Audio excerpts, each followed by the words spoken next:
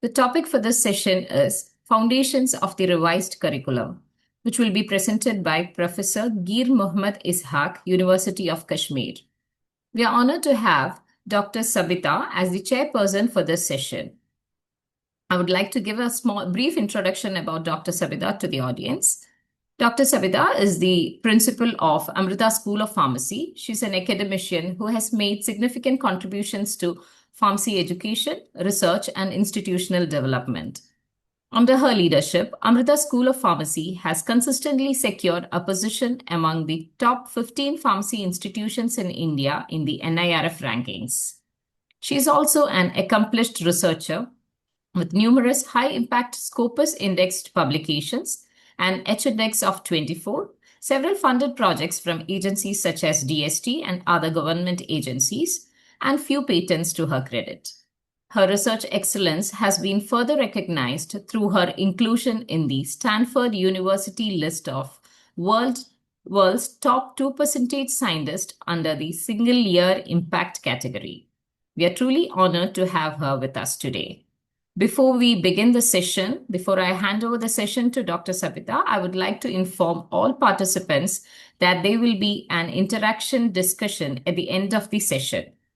We encourage you to note down any questions you may have during the session and raise your hands during the discussion period. You may also post your queries in the chat box at any time during the presentation. The questions will be compiled and addressed by the speaker during the interactive session at the end. Thank you so much for cooperating. And now I invite Dr. Sabitha to kindly assume the chair and conduct the proceedings. Over to you, Sabitha, madam. Good evening. Hope I am audible. Yes, ma'am. Yeah. Thank you, Dr. Jarina, for the kind introduction. A very pleasant good evening to all of you, respected Dr. Deependra Singh, Dr. Geer Mohammad, Dr. Muhammad Hanifa, President of APTI Kerala State Branch, all other respected members of APTI Kerala State Branch, and all those who are present here.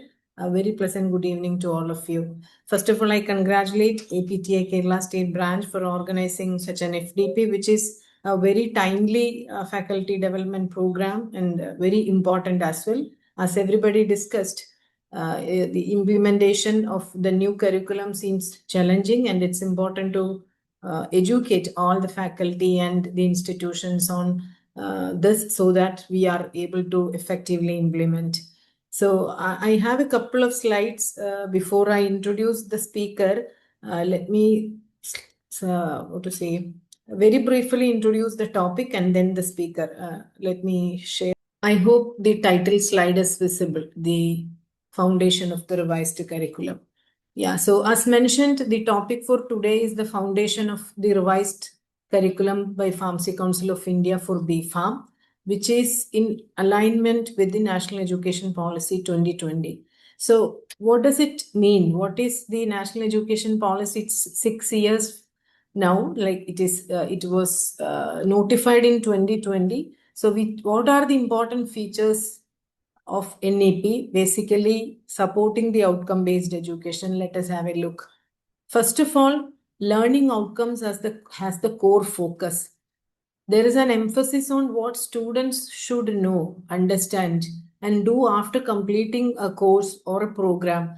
After completing a specific course in a specific semester or at the end of the program, what is expected from the student is to be defined. That means we need to shift from a content-based teaching to competency-based learning. We should know what are the competencies expected from a graduate and then train the students accordingly. This is given importance in NEP. And the second important aspect is multidisciplinary and holistic education. There should be flexibility and freedom to choose interdisciplinary courses, and there should be encouragement for critical thinking, problem solving, creativity, and then communication skills, because all these are very important in the current scenario. Yeah. Next is the flexible curriculum structure. The flexibility as per NEP, there is a provision, there should be a provision for multiple entry and exit. Like at the end of 1 year, if a student leave the degree at the end of after 1 year, it may be like a certificate program. If the student completes 2 years and exit, then it is a diploma. Then after third year, it can be a BSc, and then after 4 years, it can be a bachelor degree. That kind of a flexibility is mentioned in NEP. And then there should be academic pathways designed around achievement of learning outcomes. So flexibility is imparted in the current PCA curriculum, maybe in a different way, without this multiple entry exit option. Then there is an academic bank of credit mentioned, which enables accumulation and transfer of credits. The student completes certain courses from one institution, and then the student should have the freedom to move to another place, to another institution, and whatever credits are earned from the previous institution can be transferred. That is known as academic bank of credit. So it supports personalized learning and outcome attainment. Again, it is giving freedom and flexibility to the student to choose institution as well. Most of the evaluation processes followed a question pattern which is at the primary level of memorizing and recalling, remembering. We should have questions and evaluations to set at the higher order thinking questions, higher order evaluation, where there is a possibility for the student to critically think, analyze, and apply what they have learned from the course. And importance is given for continuous evaluation, formative evaluation, than an end semester exam or an annual exam. So if it is only, if the importance or weightage is more for the end semester exam, many times the students will learn only during the study holidays, and then what is there in the evaluation is memorizing. So they learn today, write tomorrow, and then forget the day after. So we should move away from such kind of an evaluation, and there should be competency-based assessment. And skill development and employability should be given importance, because every purpose of any education is ultimately for the student, it is employability. So there should be integration of vocational education, internships, and experiential learning. And there should be focus on industry relevant competencies and graduate attributes. When we are training students, we should know what is important for an industry. We should make them industry ready. For that, experiential learning should be given importance. Then research and innovation orientation. There should be promotion for research even at the undergraduate level. The student should be given an opportunity for inquiry-based learning and development of higher order cognitive skills aligned with the outcome-based education principles. And then quality assurance through learning outcomes. The programs should have very clear program outcomes defined, program specific outcomes defined, and course outcomes for each course or subject should be defined. As I said in the beginning, we should know what is expected from the student after learning a particular course, or at the end of the program, what are the competencies or outcomes expected from a student. So there is greater accountability for student achievement and graduate capabilities. What are the graduate competencies, attributes expected? We should know, so that we are able to train the students accordingly. So this is in brief about the expectations of NEP. And now let us look at the alignment of the new PCA curriculum with the important features or expectations of NEP 2020. So as I mentioned, the first point is outcome and competency based learning, and that is given a lot of importance. Basically, the syllabus is for OBE, outcome based education, or competency based learning. And multidisciplinary education is also given importance, as mentioned by the previous speakers. Lot of interdisciplinary courses are included. AI is given a lot of importance. Other humanities type of courses are also included. So that is very well incorporated. Third is flexible curriculum and multiple exit options. As I mentioned earlier, multiple entry exit options are not included right now, but then curriculum is flexible as the students have the freedom to choose between electives. In most of the semesters, there is a list of electives which the institution should be able to offer, so that the student has the freedom and flexibility to choose. So unlike the current syllabus, all the students will not be having the grade sheet with the same list of courses. It is up to the student to choose between the options or the electives available. So to some extent or to a great extent, there is a flexible curriculum. And then academic bank of credits. I have given green tick mark for the features or the aspects which is fully covered or covered in the current syllabus to a great extent, and yellow mark is given which is like partially met. And academic bank of credit, we cannot say that it is incorporated in this curriculum because it's not in the hands of PCI to implement this. This is up to the universities to upload all the credit sheets and grade sheets in the academic bank of credit. And I think the universities are doing this. At Amrita, I understand our university has done this for the students, the batches from 21 onwards. So the university is uploading all the grade sheets and credentials of the students in this ABC platform. So I think the universities are directed to do that, and it is happening at the university level, and it's not in the hands of PCI that way. And then the competency-based assessment, here also partially it is done, like partially in the sense two aspects were mentioned in the previous slide, like competency-based assessment should ensure that the questions are incorporated at the higher level also. Not fully, but then the two questions, when you set a question paper, there should be questions at different levels. There should be questions covering remembrance or recalling type questions, but then questions at higher order thinking, like where the students are able to analyze or apply what they have learned. So that is not given much importance. I understand. That's what I feel. But then the formative assessment or the continuous evaluation is given higher weightage. Unlike the previous syllabus, now there is higher weightage for the internal assessment, and continuous evaluation is given importance. So that means the students have to learn on a regular basis. Only then the learning will become effective. So that way we can say that the competency-based assessment criteria is partially met in this curriculum. Then experiential learning and internships are definitely, there is a lot of weightage given. As you might have seen, the internship, there is an internship included, which is for 240 hours. So the students will definitely get an opportunity to get trained in the real work environment, and whether it is an industry or a pharmacy, wherever. So that will give a lot of opportunity for experiential learning. So this is very well met.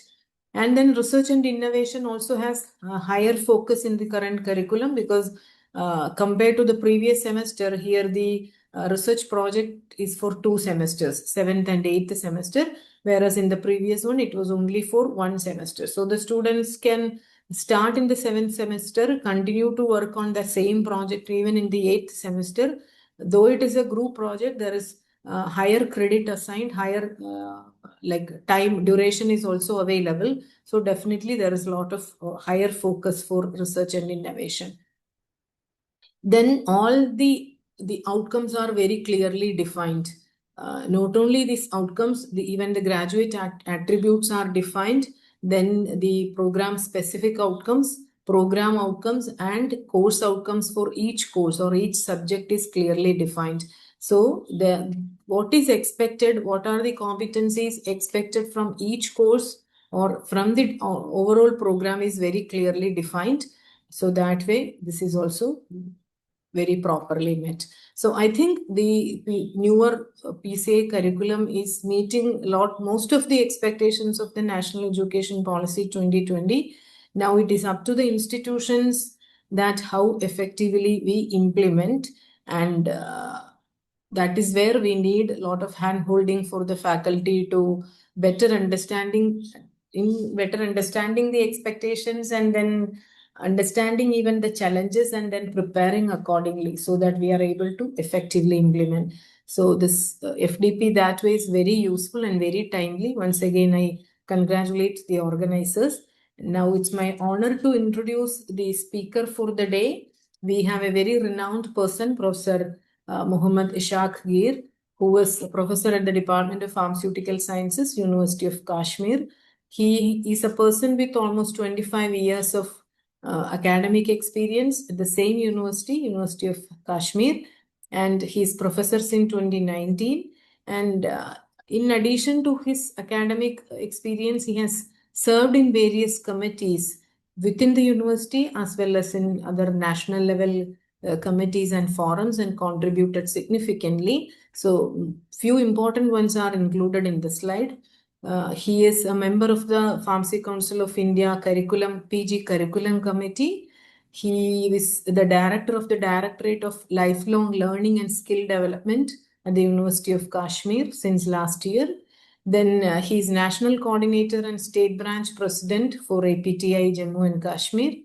He is in the Expert Committee on Antibiotic Utilization and National Drug Utilization Evaluation Program in the ICMR as an ICMR expert member. He is also a NAC peer team member and coordinator and has assessed several institutions as listed there. And he has served as the advisor to the Price Monitoring and Resource Unit, Drug Price Monitoring and Resource Unit of the Department of for Food and Drug and Food Control Organization, not department, the Drug and Food Control Organization, Jammu and Kashmir. He's also a CCSA nominee for the Department of Animal Husbandry and Dairying, Ministry of Fisheries, Animal Husbandry and Dairying, Government of India. His specialization is B.Pharm pharmacology. His research areas, he has worked on different areas, and few to mention are drug utilization, pharmacovigilance, pharmaceutical policy, and so on. And as you see on the right side of the slide, he has published several papers, more than 50, and has given a lot of lectures, more than 200, and has reviewed 60 plus papers and chaired 30 plus sessions. And he has been awarded and honored with many awards like the SPSR Excellence Award in 2025, with Distinguished Pharmacist Award, and then SPSR Education Excellence Award on Teachers Day 2025, Best Pharmacy Teacher Award, National Pharma Summit 2023 and 24, consecutively 2 years. So it is an honor to have Dr. Mohammad Ishaq Geer with us today to address all the delegates, and I encourage all the delegates to share your question or be ready with your questions so that at the end of the session we can have a very effective discussion. So with that, I extend a very warm welcome to Dr. Mohammad Ishaq Geer and request you to kindly share your presentation and start the session. Over to you, sir. Thank you. Thank you very much, Sabitha, Professor Sabitha, ma'am.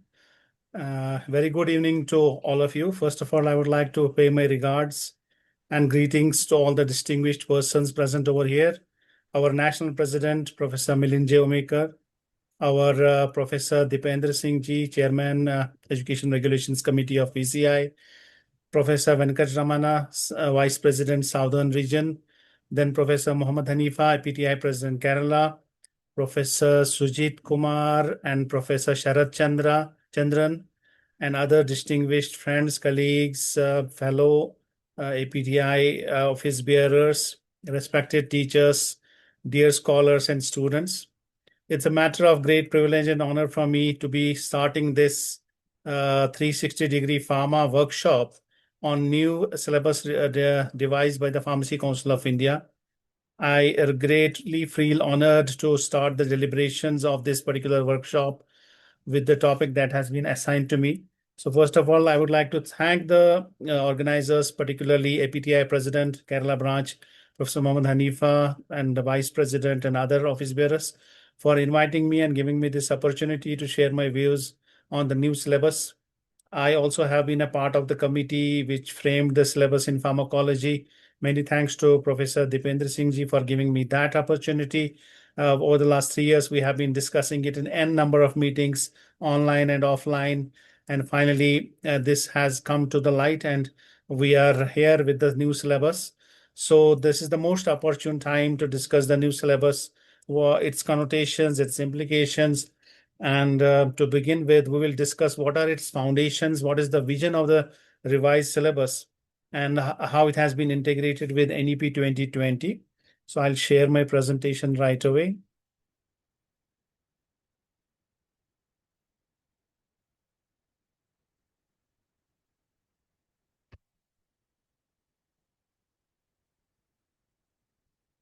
So I hope the presentation is visible to all. Yes, sir. Yes. All right, thank you. As already mentioned, first of all, I would also like to thank the chairperson of the session, Professor Sabitha ma'am, for making my job a lot easier by laying the foundation of this session and giving a brief overview of what this session is all about. She has very nicely and in a very cogent manner elaborated and discussed what this session is all about, what are the foundations of the revised syllabus, what all provisions of the national education policy have been covered in the new syllabus and what needs to be done further. So many thanks to you, ma'am, for giving that brief overview and making my job a lot easier. Now, what I'll be discussing is these are the subtopics that have been assigned to me by the organizers. So my presentation will broadly focus upon the philosophy and vision behind revised curriculum, NEP integration in B.Pharm education, course outcomes and attainment strategies, graduate aptitudes, graduate attributes aligned with global standards, understanding the credit distribution system. These are the subtopics which I'll be discussing in this presentation of mine. To begin with, the vision of the new syllabus, the new framework. As we all know that National Education Policy 2020 is the first policy of the 21st century, which has been brought out after a gap of 35 years. And it has been quoted by Shri Daulat Singh Kothari, chairman of the Kothari Commission, that destiny of a nation is shaped in its classrooms. Therefore, what we discuss in the classrooms matters the most, and that shapes the destiny of our nation. Therefore, it becomes imperative upon all of us what we are going to discuss over the next years through this new syllabus in our classrooms, in our colleges, in our universities of pharmaceutical sciences. And it has also been said by Dr. Sarvapalli Radhakrishnan, our former president of India, a life of joy and happiness is possible only on the basis of knowledge and science. Nelson Mandela has said that education is the most powerful weapon which you can use to change the world. So, given the importance of education, this new policy has sought to change, to transform the idea of a university. Earlier, we had the idea of a university written by John Henry Newman in his treatise way back in 1865, 1852, in which he had said that a university is a place where students come from every quarter for every kind of knowledge, a place for the communication and circulation of a thought, a place where inquiry is pushed forward, discoveries are verified and perfected. Errors are exposed by the collision of mind with mind and knowledge with knowledge. Thus is created a pure and clear atmosphere of thought which the student also breathes. But now this idea of the university is changing fast with the advent of new age technologies, with the advent of new concepts. This whole idea of university is changing, and therefore we need to discuss it because we have entered the phase of Amrit Kal Vimarsh. So we have completed Azadi Ka Amrit Mahotsav after completing 75 years of independence of our nation.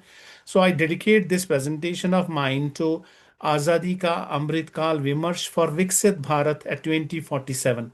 Why I am making a mention of Viksit Bharat? Because our Honorable Prime Minister has already given a vision for developed India by the year 2047. So we need to discuss, deliberate, ponder how pharmacy education is going to contribute towards that dream of Viksit Bharat. How our educational institutions, pharmaceutical industry, our community and industrial pharmacy is going to contribute towards that lofty vision of near Viksit Bharat by the year 2020 for 2047. An Honorable Prime Minister has already said that the role of educational institutions is to develop individuals, and only through individual development, nation building will take place. So we are not just drafting a new syllabus. Actually, we are contributing towards nation building. And now it is our prime responsibility to see and ensure how best we can implement this syllabus and make it a successful contributor, successful engine towards the goal of Viksit Bharat. So for that, the national education policy has given us the guiding roadmap, the framework, because new education policy seeks to change and transform all the three pillars of higher education. What are those three pillars? Those three pillars are the students who are taught, the teachers who teach, and the content, curricular content that is taught. all three of them are undergoing a radical paradigm shift. The curriculum has to be worth learning, that is getting transformed, which is being done through this exercise. The students who learn, who are taught, we need to see what pedagogy, what methodology we have to assume and we have to use to make them learn well, make them learn in a cogent, relevant, appropriate manner. And then to evaluate them, to assess them through examination system, we need to evolve a proper examination and evaluation system so that we are able to know how we are able delivering the content and how we are making the students to learn. Because in the new education policy, students are not owned by any single teacher or any single department or any single college or university. Because as narrated by Professor Sabitha ma'am, there is a flexibility, there is a choice, and the students can choose their own teachers, their own colleges, through multiple entry, multiple exit, through academic credit, bank of credits. So, even though it has not been fully implemented in pharmacy as yet, as she rightly mentioned, but we have started, we have initiated the process, we have set the ball rolling with the first step of curricular revision. And as we move on, there will be transformation of teaching pedagogy, teaching philosophy, teaching psychology, and teaching technology, because every curriculum has an expiry date. The curriculum which we were following and pursuing over the last several years had expired, had become sort of invalid, and this that needed to be revalidated, that needed to be updated. So congratulations to the entire team of Pharmacy Council of India under the dynamic leadership of Professor Dipender Singh ji and Professor this Montu Kumar ji, the president of PCI. We have achieved this first initiative, first step towards revising the curriculum. So this NEP also seeks to transform the teaching philosophy, pedagogy, technology, and methodology. Since most of the participants might be from the pharmacy background, they may not be well versed with these terminologies. So let me give a brief overview what they are all about. Teaching philosophy is a teacher's beliefs, values, and vision about education and learning. Why do we teach the way we do? That is teaching philosophy. How exactly we are going to deliver the contents, and what do we need to deliver? So that sets our teaching philosophy. What aim and objective is there? What vision is there? What mission is there? And how we are going to achieve those goals and objectives. Then comes the teaching pedagogy. That is the actual theories, principles, and practices used to help the students learn. That is how students learn actually in the classroom. That is pedagogy. So that also is sought to be transformed and changed through the new education policy. Then teaching technology, new tools, new technologies are being used to support teaching and learning. Audiovisual tools, ICT, artificial intelligence, machine learning, and a lot more, which has been mentioned by Professor Dipender Singh sir. So what tools can help learning? That sets the teaching technology. Earlier we were doing classroom based teaching, chalk and talk based teaching, one way teaching in a classroom, but now technology is being leveraged in the teaching and learning process. Then teaching methodology, the exact specific procedure and techniques used in the classroom. So the pedagogy and methodology are a lot similar, but there are differences. Pedagogy also incorporates the principles, practices, and theories apart from the methodology. Methodology is a part of pedagogy, but pedagogy also incorporates the overall concepts, the theories of teaching. So how exactly will we teach it, is the teaching methodology. So I hope I have made myself clear on these basic terminologies, because not being pharmacy people, we are not much akin to these terminologies because they belong to the education stream. Now, as we all know, we have been discussing it over the last several years since new education policy was brought in. That main focus and thrust of new education policy is quality, excellence, relevance, access, equity, inclusion, affordability, and accountability. These are the guiding principles of the new education policy, the foundational tenets of the new education policy. So, what exactly they will change? How exactly they will be transformed? They'll be transformed through the things which are listed on the right side. That is multidisciplinary education, innovation and incubation, vocationalization, already pharmacy, profession is vocationalized. It is a professional stream. We already are in this giving professional and vocational education, but then it will also bring about ease of learning and flexibility, automation, integration, pluralism, local context and relevance, autonomy, and internationalization. These are the basic things which new education policy seeks to transform, seeks to change. And pharmacy is also now embracing these. Now, the what will be the exact change by virtue of implementing the new education policy? There will be transformation from theory to practice. The emphasis will shift from theory to practice. The focus will shift from classroom based teaching to field or industry based learning, from skill deprivation to skill enhancement, from loaded to light but tight curricular content, from rigidity to flexibility, from hierarchical to non-linear learning. Now, how this will be incorporated in the pharmacy? Earlier we had pharmacology 1, pharmacology 2, pharmacology 3. Similarly, pharmaceutics 1, ceutics 2, ceutics 3, chemistry 1, chemistry 2. So that was a sort of a hierarchical learning, a linear learning that has been done away with. And now we have actual content-based topics which are non-linear in nature. So it is no more pharmacology 1, 2, and 3. It is exactly the systemic pharmacology, the clinical pharmacology, and other aspects. So we are also shifting from hierarchical to non-linear learning. Then we are also shifting from strictly disciplinarian to multidisciplinary and holistic education. Earlier, we used to teach strictly pharmacy subjects, but now we'll be discussing whole other lot of other subjects like psychology, artificial intelligence, the social pharmacy, and many other subjects which are multidisciplinary and holistic in nature. Even ethics, human values are being taught, communication skills, and all. So we'll be moving from bonded to liberal education. That is, degrees will be tailored to the aptitude of a person. And from rote learning to conceptual learning, from localized learning to anywhere, anytime learning, any mode, any language, any speed. So this will come in phased manner. This will not come all at once. This will be achieved in a piecemeal. But we will be moving from close-knit ownership to liberation from all kinds of bonds. The student will be free to move from one institution to another in future, from one department to another, from one teacher to another. So there will be liberation of the student. We will not be owning a student anymore, though this is, as of today, that is the case, even in pharmacy, but we're progressing towards that direction in a slowly and steady manner.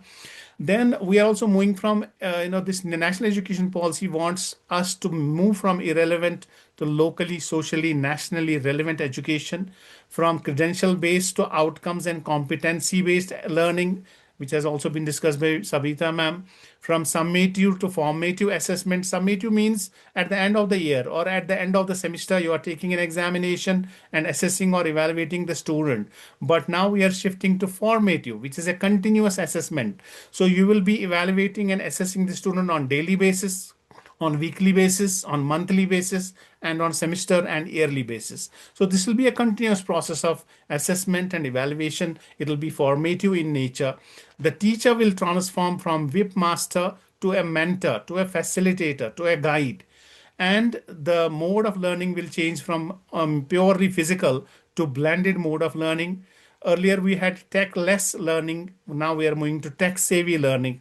From socially disconnected to community-linked learning, from passive to creative and analytical learning, from industrially disconnected to industrially oriented learning, from inequitable access to equitable and inclusive learning, from social discrimination to, this may not have been the case with pharmacy, but with a lot other streams, there was a disconnect, there was inequity, there were socially, so the lower strata of the society, which were disconnected and they were not reached out.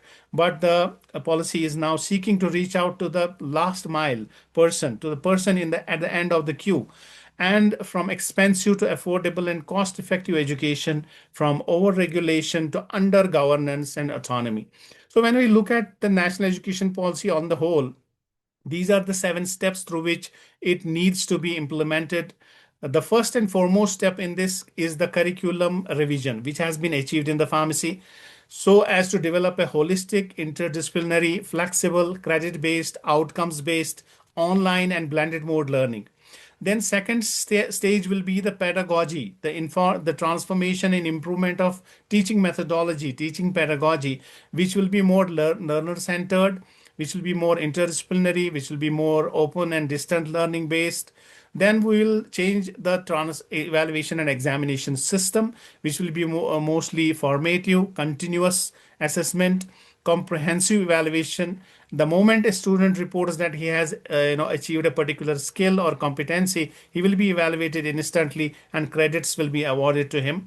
And then we also will move to the academic bank of credits, rightly mentioned by Sabitha ma'am, that this will be done by the universities, but at the same time, Pharmacy Council of India also has a role in this, because in pharmacy we see majority of the institutions are in private sector.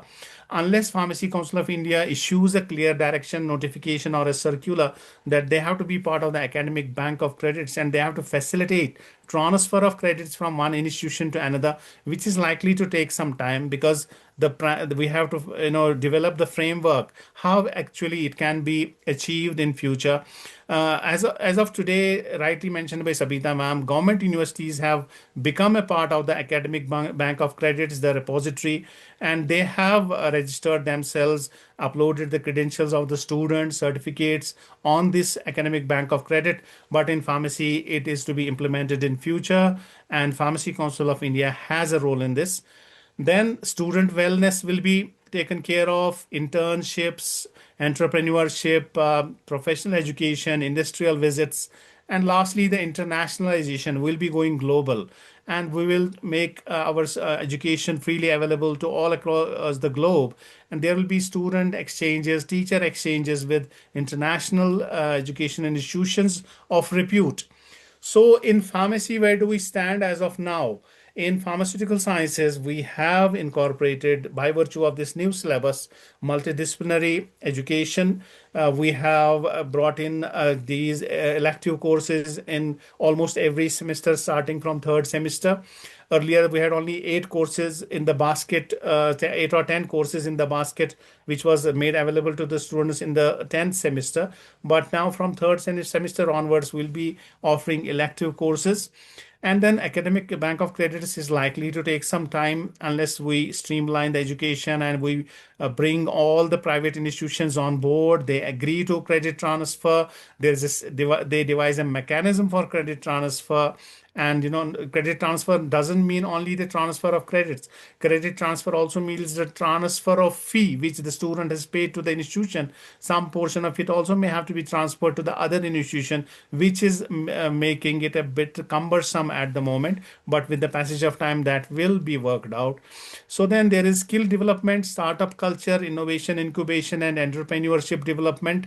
So in pharmaceutical sciences, we need to develop this. That we need to give opportunity to students to start to have a startup idea, to incubate those ideas, innovative ideas, and to go for entrepreneurship development. Not many students from our colleges and universities are choosing entrepreneurship at present.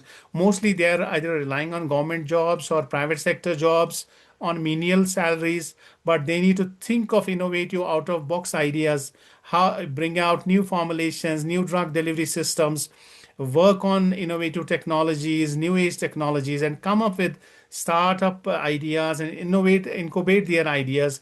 So we need to establish these innovation incubation centers in our pharmacy colleges. Then there is integration of Indian knowledge system.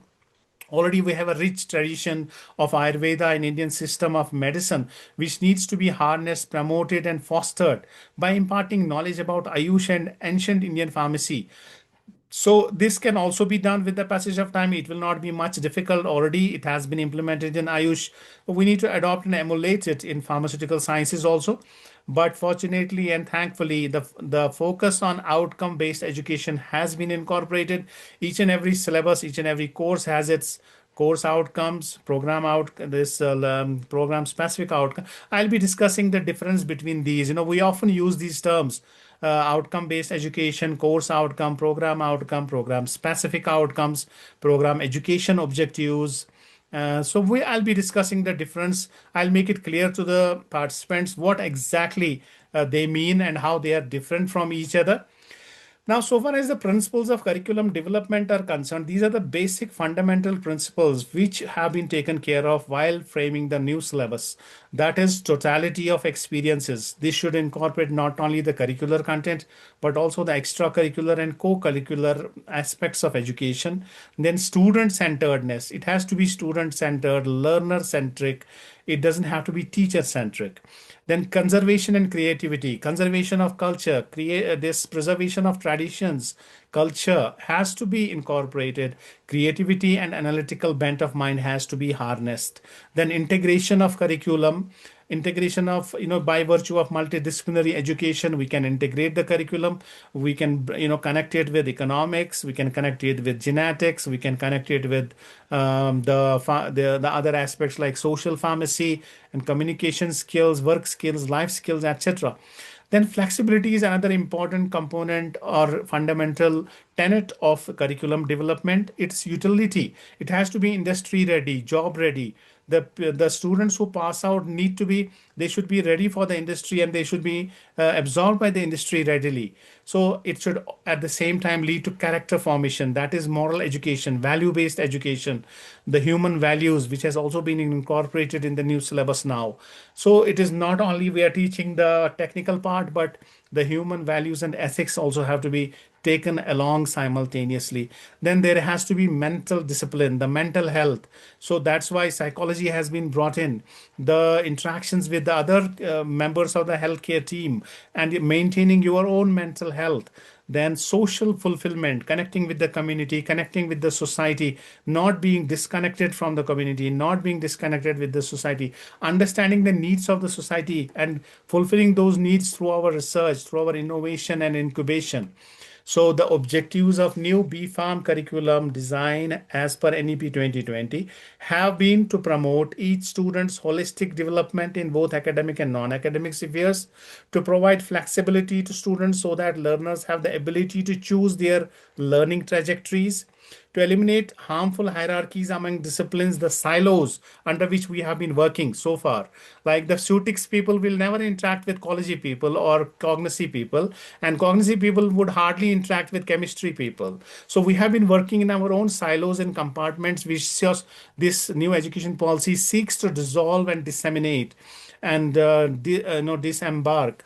Therefore, we need to promote multidisciplinary and holistic education for ensuring the unity and integrity of knowledge. Knowledge is one big ocean. We cannot compartmentalize it. We have to integrate it. And the objective is also to promote creativity and critical thinking, to promote ethics and human values, to leverage new age technologies like AI, ML in pharmacy education, to impart life skills like communication skills, team building skills, problem solving skills, cooperation, resilience, and to promote skill enhancement as a core requisite for outstanding education and development.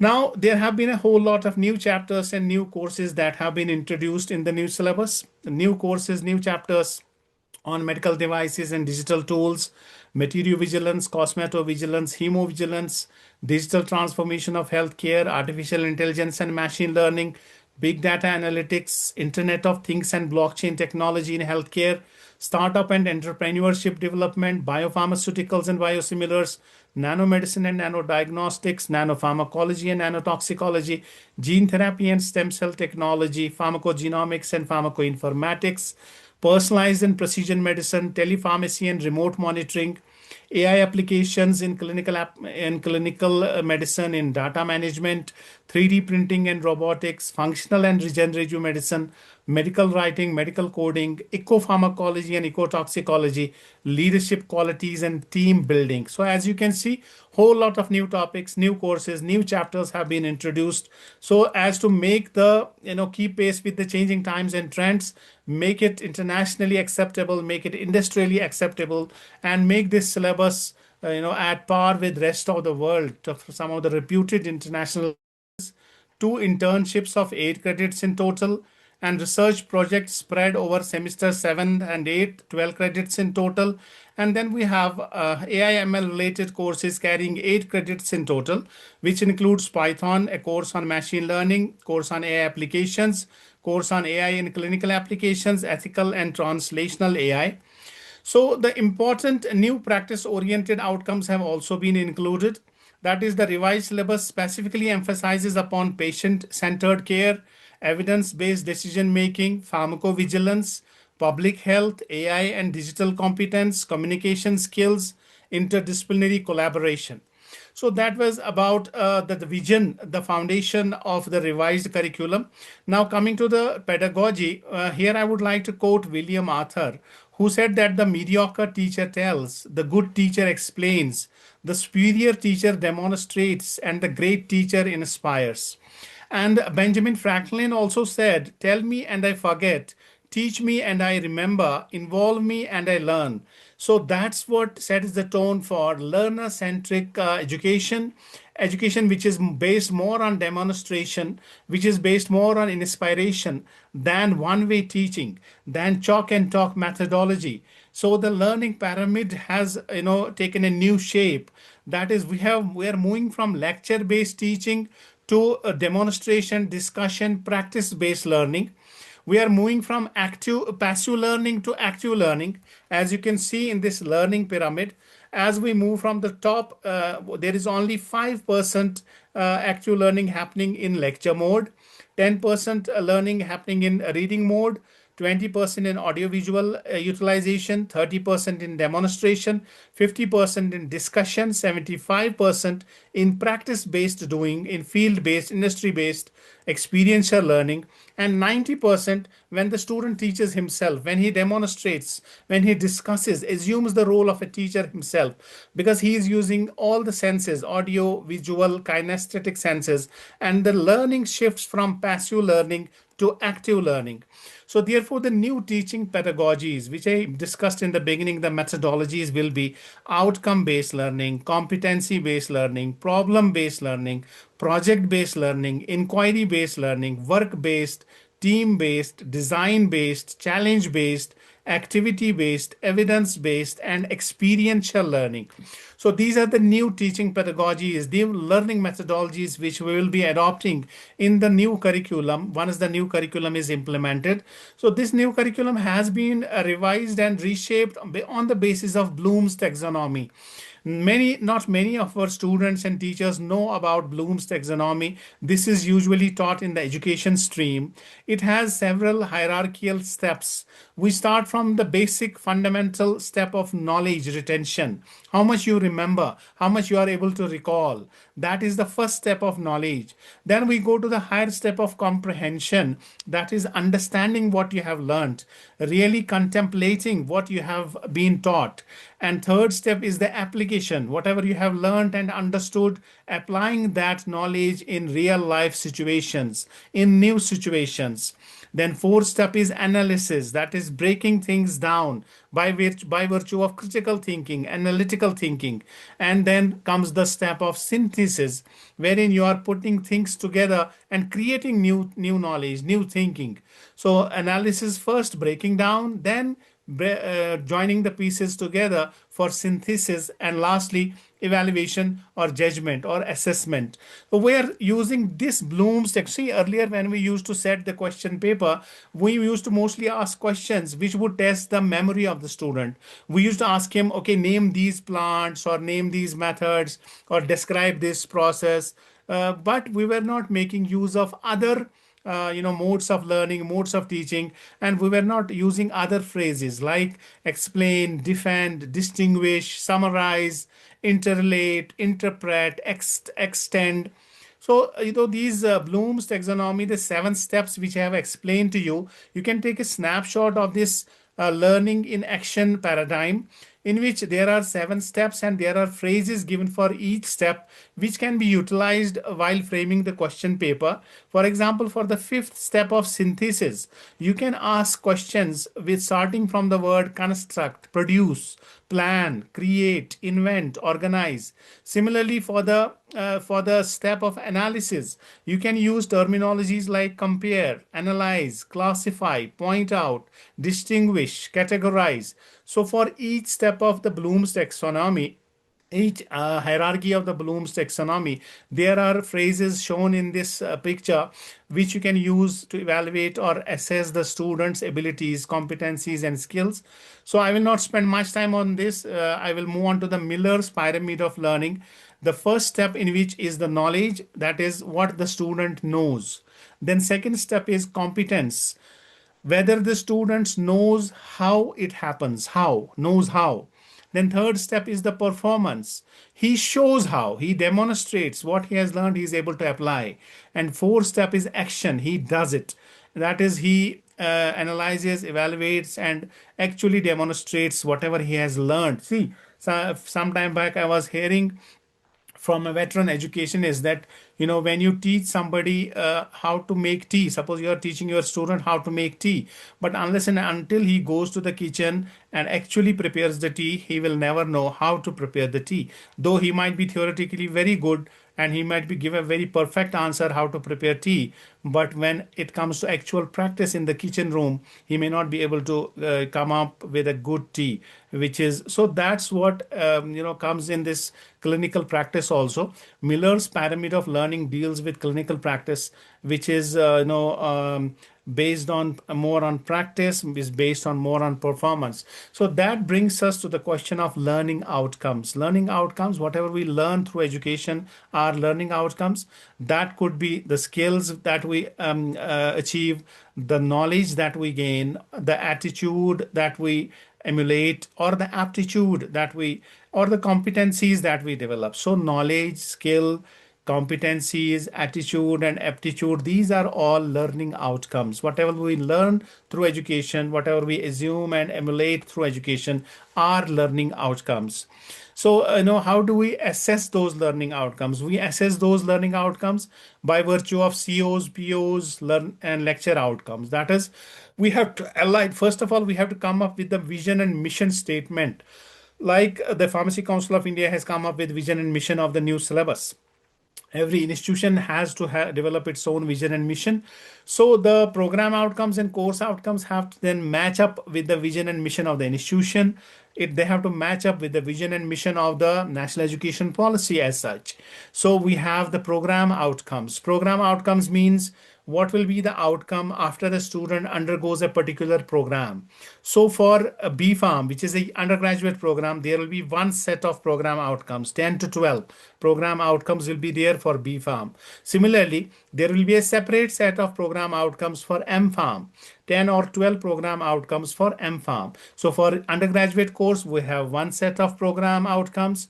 For postgraduate program, we have another set of program outcomes. Then under that, for example, for all specializations, we will have one set of program outcomes in M.Pharm. But if you go to specific specialization, for example, pharmaceutical chemistry or pharmaceutical technology, then we have to develop program specific outcomes, that is, which are specific to a particular specialization. Pharmacology will have separate program specific outcomes. Pharmacognosy will have separate program specific outcomes. Pharmaceutics will have separate program specific outcomes. Then coming to the course outcomes, each program has several courses. As we know, B.Pharm has so many courses. For each course, we need to have course outcomes which have been devised by the Pharmacy Council of India for each and every course. See, earlier we used to make use of the terms paper, or we used to make subject. Now that terminology has become obsolete. We should not use the term subject or paper, which subject. We should either use the term course or program. Program means B.Pharm, M.Pharm, Pharm D. These are programs. But courses, within B.Pharm, there are several courses. Within M.Pharm, there are several courses. So we need to use only these terminologies now. We should not use the term subject or paper. Then we can even devise outcomes for each lecture, for each unit of the course.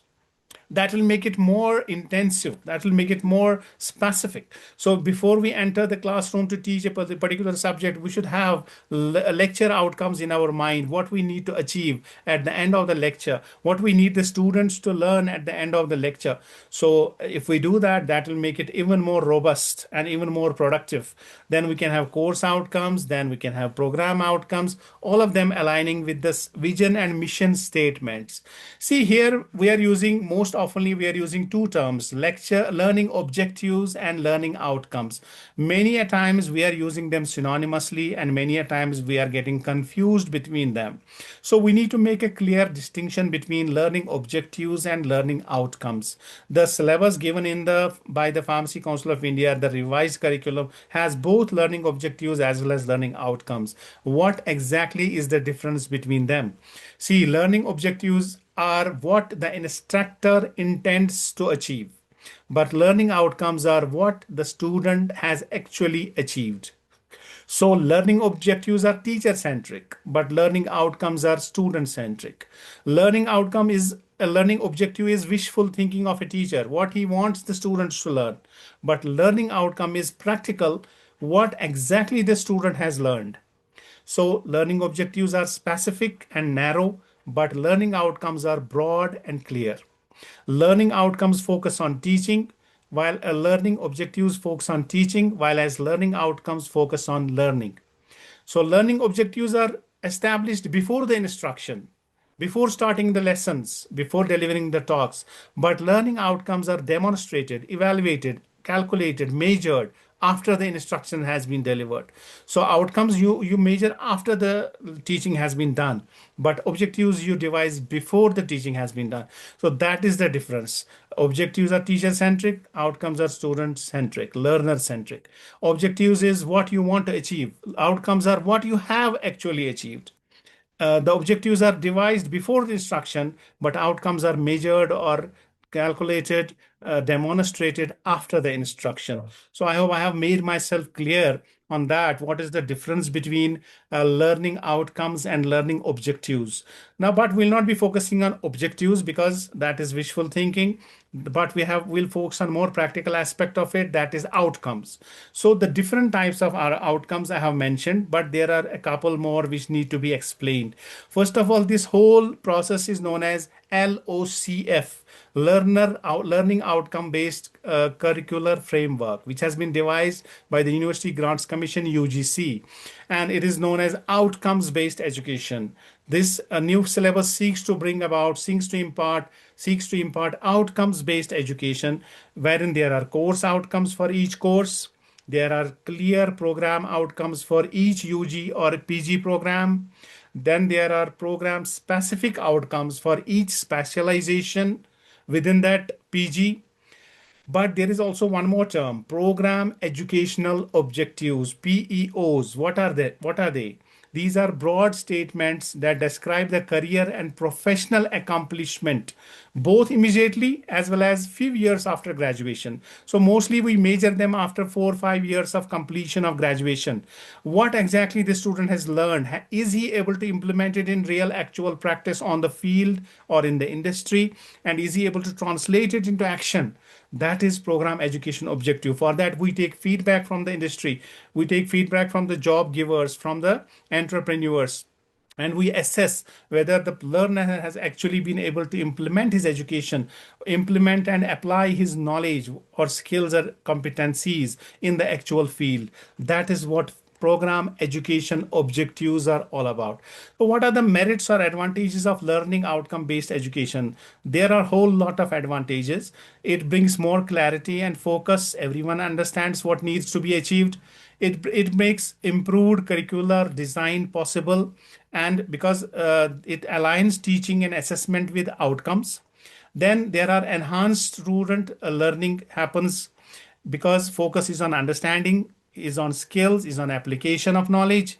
It brings about transparency and fair assessment because outcomes are clear, criteria are clear, there is no subjectivity, there is objective assessment or evaluation of the student.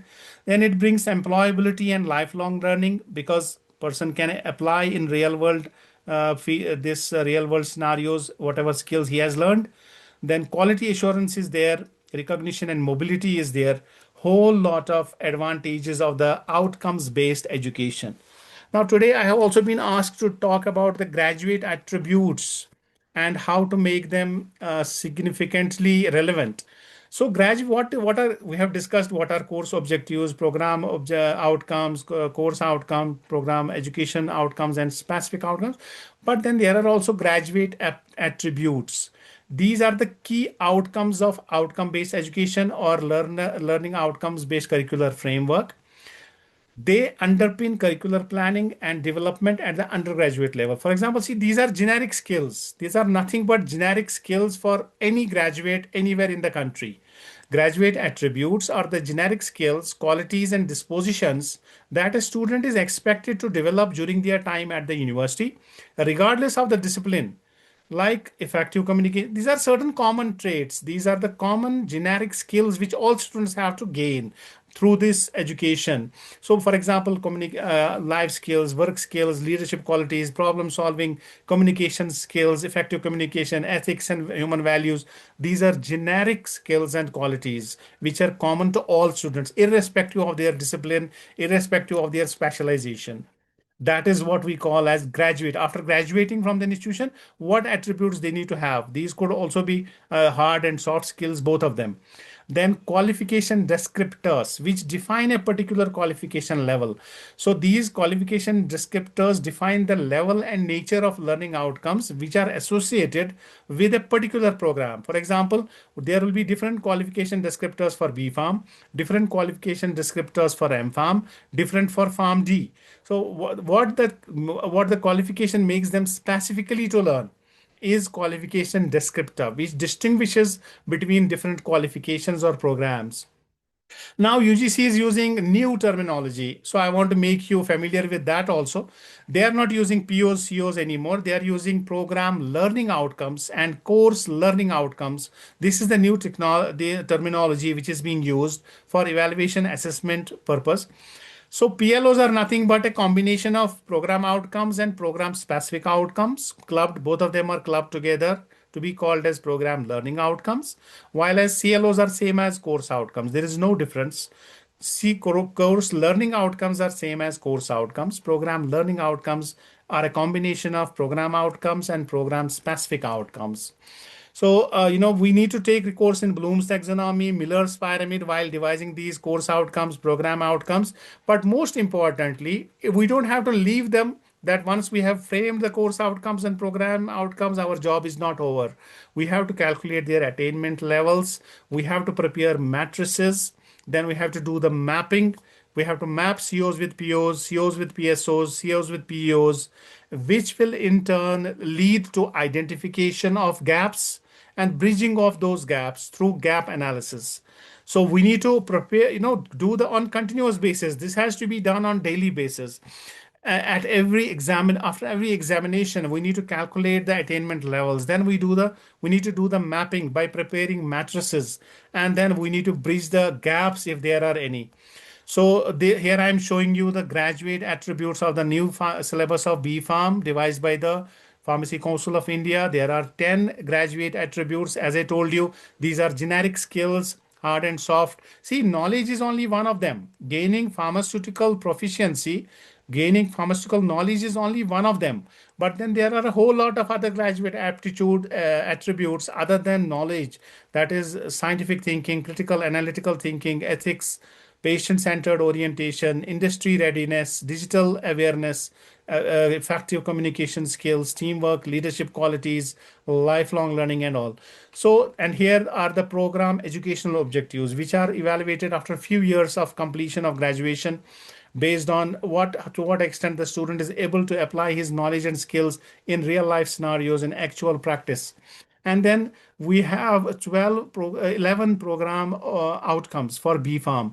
So as I told you, program outcomes will be one set for B.Pharm, another set for M.Pharm, and a different set for Pharm D. So here are the 12 program outcomes which will be common for B.Pharm. And when it comes to the assessment of those program outcomes or course outcomes, there are two methods: direct method and indirect method of assessment of course outcomes and program outcomes. Direct method means class test, assignment, viva voce, tutorials, and semester examination, major minor projects, seminars and workshops, summer and winter school. These are all direct methods of assessing course outcomes and program outcomes.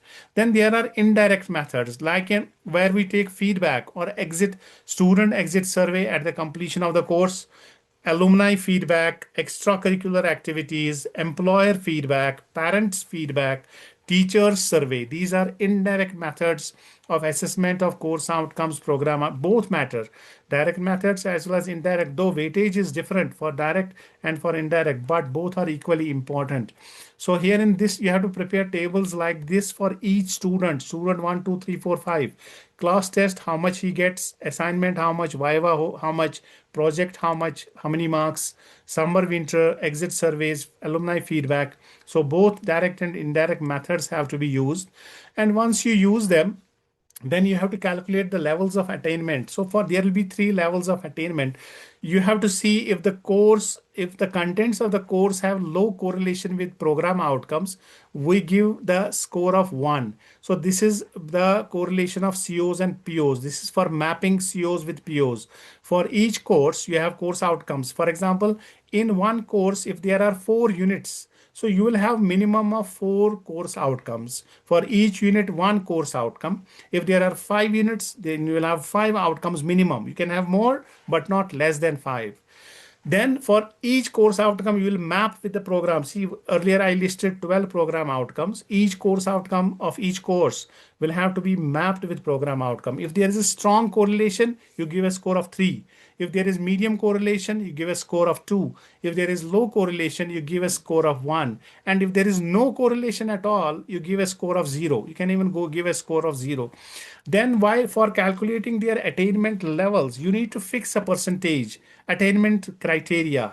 Like, for example, for attainment level 3, if 60% students are scoring more than 70% marks, we call it attainment level 3. You can change it as per your own need, as per your own student strength, their ability and their maturity level, their the IQ level. So attainment level 2 could be if 50% students are scoring more than 70%. If attainment level 1 could be if 40% students are scoring more than 70%, and attainment level 0 if less than 40% students are scoring more than 70. Instead of 70%, you can fix a criteria of 60% also. It entirely depends on you and your institution. There could be another different level for this semester and examination. For continuous internal assessment, you can keep a higher percentage cutoff, but for external examination, you have to keep a lower cutoff. So here we have kept 55%. If 60% students are scoring more than 55%, we call it level 3. If 50% students are scoring more than 55%, we call it level 2 attainment level. And if 40% students are scoring more than 55% of marks allocated to a particular course outcome, you have to calculate it on the basis of each course outcome. So accordingly, you will prepare these matrices like shown in this table. For example, in this table, there are 5 students: Ritika, Abhishek, Abhilash, Aditya, and Afsa. There are 5 students. For this particular question, which carries 10 marks, Ritika has scored 10, Abhishek has scored 7, Abhilash has scored 7 marks, Aditya 9, and Afsa 9. So out of these 5 students, so that means the maximum marks is 10, but students who have scored more than 70% is 98% students have scored more than 70%. So that means the attainment level is 3, because it's not calculating only on the basis of 5 students, it is calculating on the total number of 111 students. So attempted count is 111. In this class there are 111 students, out of whom the students who have scored more than 70% is 98. 98 students have scored more than 70%. Since we have fixed the cutoff as 70%, therefore attainment level is 3. So for each question, each student, you have to calculate the attainment level. So here we have calculated for one of the questions. So you have, how do you calculate? You have to see the question, whether the question maps to which course outcome, whether it maps to with course outcome 1, course outcome 2, 3, 4, or 5. So here it is matching with all the 5. Then coming to the next table, here you are preparing the table for all the 6 questions of the question paper. Earlier we were preparing only for 1 question. Now for all the 6 questions, you have to prepare another table. Here there are 6 questions. Attempted count is this much. So the number of students who have scored more than 70% is 55.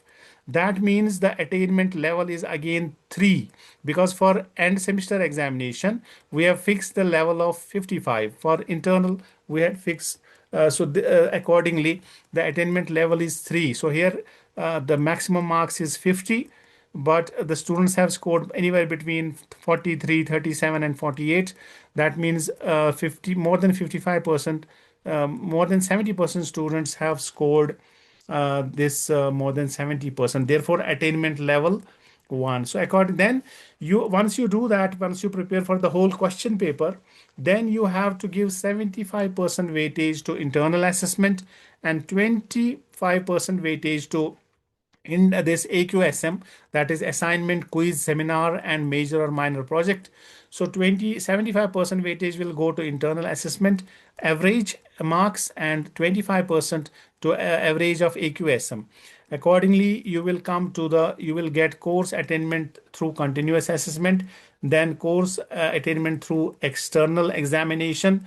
So I wish this needs another 1 full hour to fully explain how exactly to prepare the matrices, how to do the mapping, and how to find the gaps and bridge the gaps. So maybe some other day I'll give more time to this and explain to you how exactly this calculation has to. But this is very easy. It may seem little difficult to you, but it is not difficult at all. It is very simple. So finally, we prepare these mapping matrices. We map COs with POs. Suppose there are these 6 POs and 4 COs. We map them by using these attainment levels of 0, 1, 2, and 3. And then we take the averages of these attainment levels and finally calculate the attainment levels for the whole course. But here again, you have to decide how much will go for the internal assessment, how much for external. So in this case, they have taken 50-50, 50% weightage to internal assessment, 50% weightage to external assessment. But there may be different, most of the institutions use 80-20 or 75-25. So accordingly, you will be able to find the gaps. For example, your attainment target, this target was 2 for the current exam, but you have achieved 1.3. So there is a gap of 0.7. Similarly, for CO2, last year's attainment was 1.4. This year you had set a target of 2, but you were able to achieve only 1.27, thereby leaving a gap of 0.73. Then you have to evaluate how to bridge this gap. So for example, you may have to take special classes, you may have to arrange remedial classes or use other methods of teaching. So that will bring you to the gap analysis. And you can even go to the level of lecture outcomes. As I said earlier, you can map lecture outcomes with program outcomes. You can map lecture outcomes with course outcomes. And that will give you a very comprehensive assessment of the learning outcomes. So for each student, you'll be able to know how much he is scoring in which criteria. So the last part of the lecture, I'm sorry to take a little more time because in between I got disrupted because of internet. So I may take a few more minutes to complete my talk. We are, the understanding the credit distribution of NIV syllabus. This is already there in the syllabus. We have 193 credits in total, and for each semester there is clearly indicated how many credits have been assigned. Semester 1, 21 credits, semester 2, 26, 3, 25, 4, 23, 5, 22, 6, 26, 7, 26, and semester 8, 24. In total, 193 credits. When we look at the subject stream-wise allocation of credits, the pharmaceutics and its allied subjects have been given 35 credits, 18%. Pharmacology and related subjects have been given 30 credits, 15.5%. Pharmaceutical chemistry and related subjects have been given 31 credits, 16.1%. Pharmacognosy and related subjects have been given 23 credits, Biomedical sciences 20, AI and data sciences 15, regulatory management and pharmacy practice 10, humanities and foundation based courses 8, electives have been given 8 credits, internship 8 credits, research project 12 credits, in total summing up to 193. So different weightage for different, but more or less same weightage, plus minus 5, more or less same weightage has been given to different streams, little less for cognosy, but chemistry, statistics, and ecology, more or less equivalent weightage has been given. These are the allied streams, related streams under various disciplines, which have been given this weightage, which I was mentioning just now. So this is how I have included the subjects to calculate the overall weightage. And the comparison between the earlier PCI syllabus and the new syllabus, the communications skills were minimal in earlier syllabus. Now there is a dedicated theory and practical on communication skills. Psychology was largely absent. Now formal healthcare psychology has been introduced. Pathophysiology was limited. Now it has been integrated with anatomy and physiology from the very first year. Public health was fragmented, but now there is a dedicated course on social pharmacy and public health. Pharmacovigilance was a small component earlier. Now there is a dedicated elective. AI and digital health was absent. Now there are multiple subjects on AI and digital health. Data analytics was minimally covered. Now there is a dedicated subject. Community exposure was limited. Now there is a mandatory field and community activity. Internship was weekly structured. Now there is mandatory and it has to be evaluated. Assessment was done by traditional methods. Now it is outcome based, competency based. Teaching model was teacher centric. Now the teaching model is experiential, participative, and learner centric. So the new syllabus will change the face of pharmacy education by shifting from product oriented to patient oriented pharmacy, by leading to creation of clinically competent pharmacists, by integration with modern healthcare systems.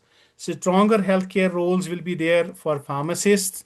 And to conclude my talk, the PCI B.Pharm 2026 syllabus represents a historic transformation in Indian pharmacy education.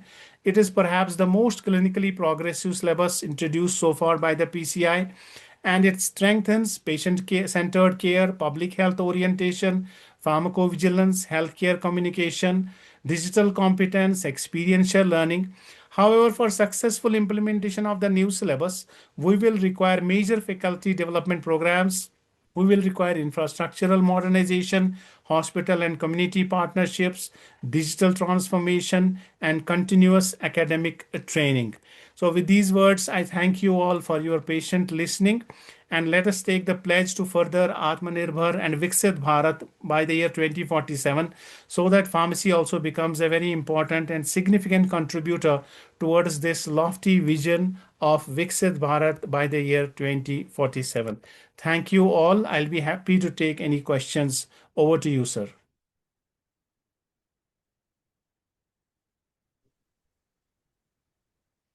Thank you, sir. Thank you, Dr. Mohammad Ishaq, for covering all the aspects of the new curriculum. You have really set the foundation for the new curriculum and its implementation. You covered the need, the importance, the expectations, how it aligns with an NEP, what are the differences between the various outcomes and how to differentiate outcome objective. Everything was very clearly mentioned, and thank you so much for giving such a very good foundation to the new curriculum. And I think there are a few questions in the chat box. Yes, we please. can discuss a few of them. Yes, yes. What are all the challenges for private management as far as skilled faculty development, recruitment is there, particularly for new courses implemented in? So there is a question asked by Kaisul Huda. Is asking about the challenges for private management as well as skilled faculty requirement and recruitment. So there are challenges like they may have to recruit new faculty because more than 20 new courses have been incorporated and 4 or 5 papers on AI alone. So, in government universities, we will get faculty from our sister or departments of computer sciences or information technology. But private institutions may have to hire new staff for teaching AI, for teaching new age technologies, machine learning, and all. And then they can also recruit or orient their existing staff. They can subject them to orientation, faculty development programs, so that they become well versed with new technologies and new papers. Similarly, in case of colleges where there is no teacher in social pharmacy or educational psychology or communication skills, they may have to recruit new teachers. So this is a part and parcel, because we are evolving to a new syllabus, evolving to a new policy, and we are aligning ourselves with the national goals. So this kind of upgradation becomes inevitable and imperative on all the institutions of pharmacy across the country. So this will also lead to more development, more progression, and more this result oriented progression of the institutions if they align themselves. So there is another question from Mr. Arun Kumar. How are subject outcomes mapped to course outcomes? Course outcomes mapped to program outcomes, and program outcomes aligned with the vision and mission of the institution. I think I have explained it in my presentation. You have to use scales 0, 1, 2, and 3. Then you have to fix the percentage. What percentage of student should achieve that cutoff? And if it is, for example, if more than 60% students achieve more than 70% marks, we call it level 3. If more than 50% students achieve more than 70% marks, we call it level 2. Only if 40% students, we call it level 3. Less than 40, we call it level 0. So accordingly, you have to fix the levels for course outcomes, for program outcomes. Then you have to map them. That is, you have to see for each course outcome to what extent it is correlated with the program outcome. The least correlated one, level one, this medially correlated level, the medium correlation level 2, high correlation level 3. So accordingly, you have to prepare those matrices.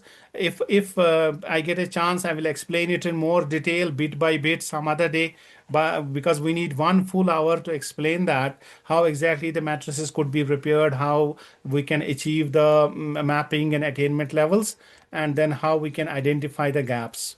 Then there is a question by Mr. Rahul Soman. Could you please suggest software that can be used for curriculum mapping and COPO attainment? Yes, there are some private these companies who are offering software.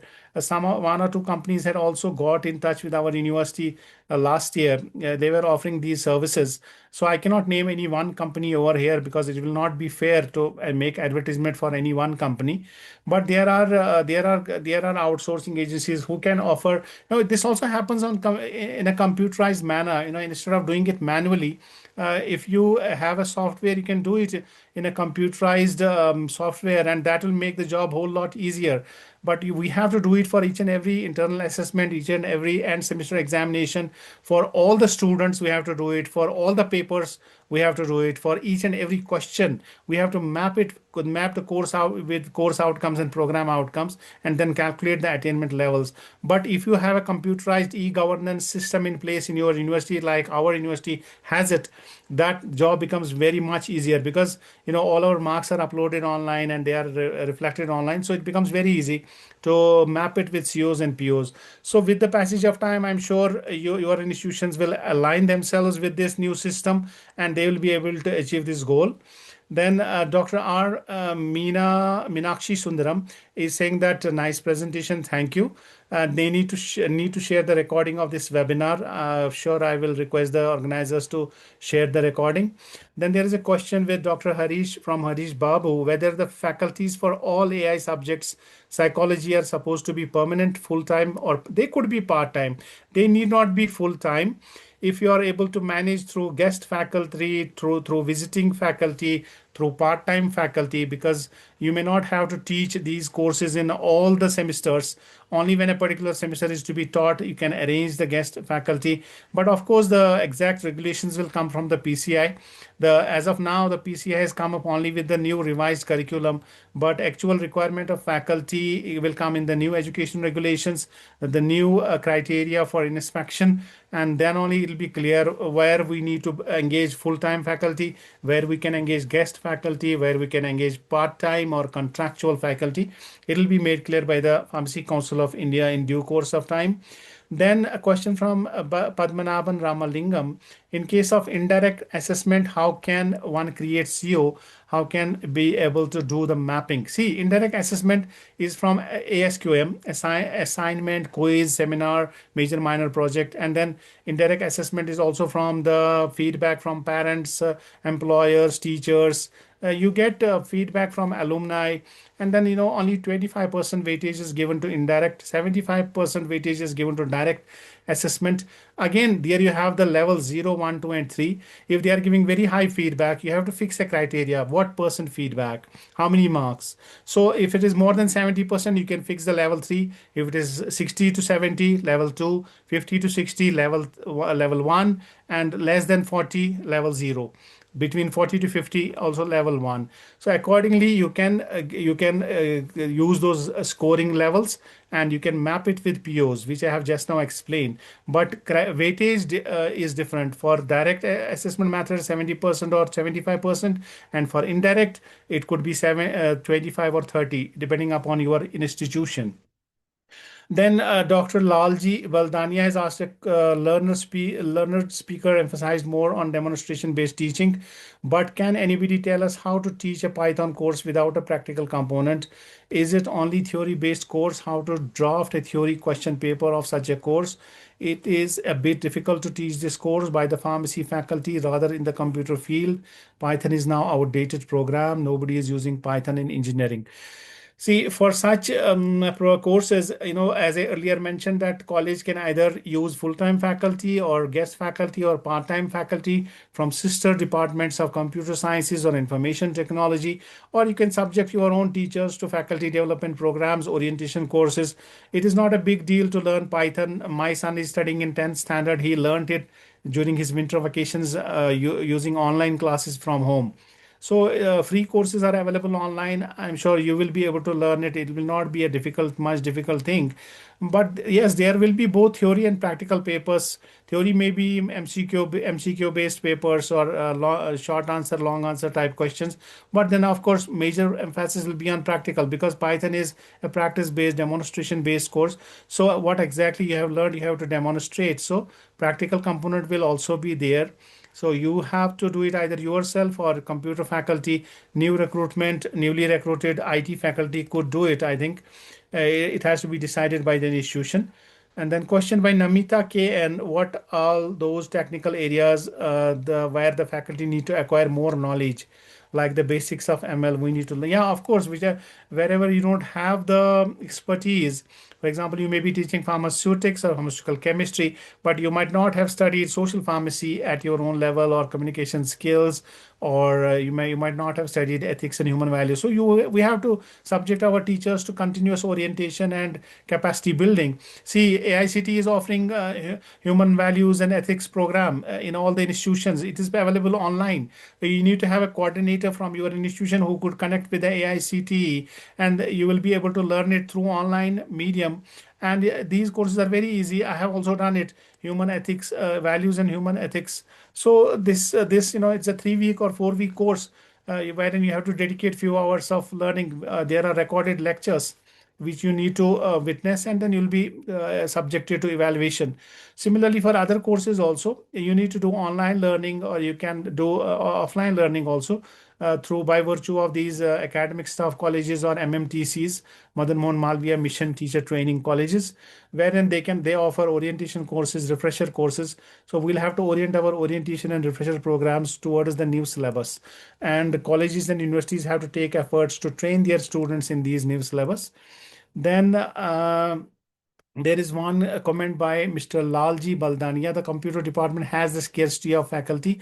Then how to invite any visiting faculty? So these are practical logistical issues at the institutional level which have to be met by the management.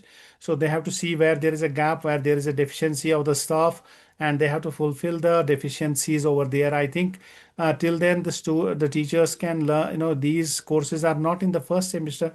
The wherever courses are there in the first semester, they have to focus on those courses first, because when you start a new batch, you'll have to teach the first and second semester.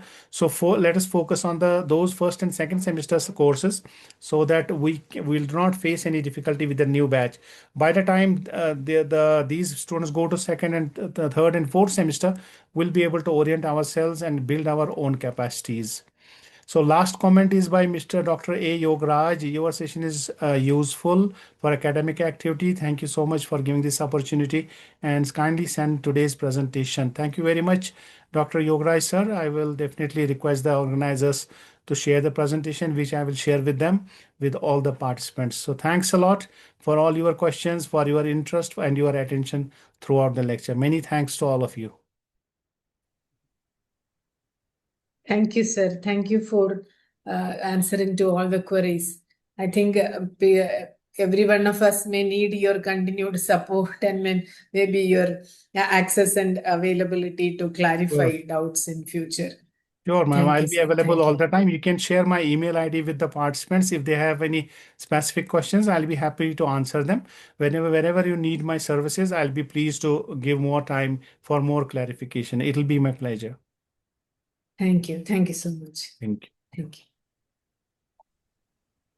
Thank you, sir. And thank you, Sabitha madam. And thank you to all the participants for your active engagement and thoughtful questions. I hope all the queries are addressed now.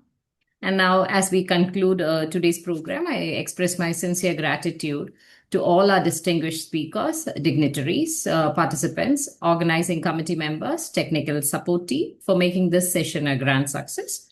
Before we disperse, I would like to remind everyone about tomorrow's session in the webinar series. The first session for tomorrow will be Evaluation and Credit Framework, and it will be delivered by Dr. Raja Chakrabarti, Professor and Head of Institute of Pharmacy, Assam Don Bosco University. And this will be followed by a session on electives and emerging courses to be presented by Dr. Shachindra, Director and Principal, Nargan College of Pharmacy. Now, we look forward to your continued participation in the upcoming sessions of this webinar series. Thank you all for joining us today. We hope to see you all tomorrow, and have a pleasant evening.